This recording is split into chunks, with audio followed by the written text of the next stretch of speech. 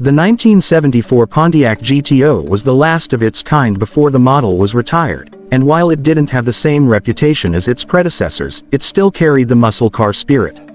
This car marked the end of an era for Pontiac's performance lineup, offering a mix of power, comfort, and affordability. Stepping inside the 1974 GTO, you'll notice an interior that balances classic muscle car styling with practicality. Pontiac offered bucket seats with a center console option, giving it a sporty feel. The dashboard layout was simple but effective, with easy-to-read gauges, a 3-spoke steering wheel, and a floor-mounted shifter for manual transmission models. Vinyl upholstery was standard, but you could upgrade to cloth for a more comfortable ride. The car also came with wood grain trim accents, adding a touch of style to the otherwise functional interior. While not the most luxurious, the cabin was designed for the driver, making sure everything was within reach. Air conditioning, an AM/FM radio, and rear defroster were available, giving buyers a bit of modern convenience in their muscle car.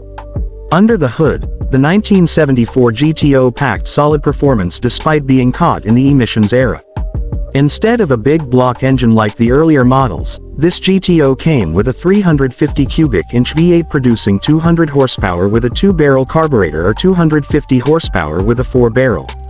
The car also had a dual exhaust system to help with performance. Transmission choices included a 3-speed manual as standard, with options for a 4-speed manual or a 3-speed automatic.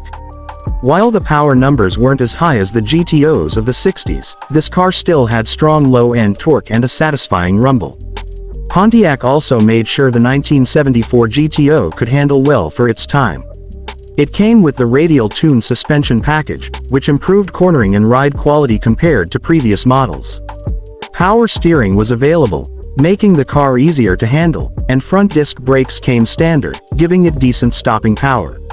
While it wasn't the fastest GTO ever made, it still had enough muscle to hold its own on the streets.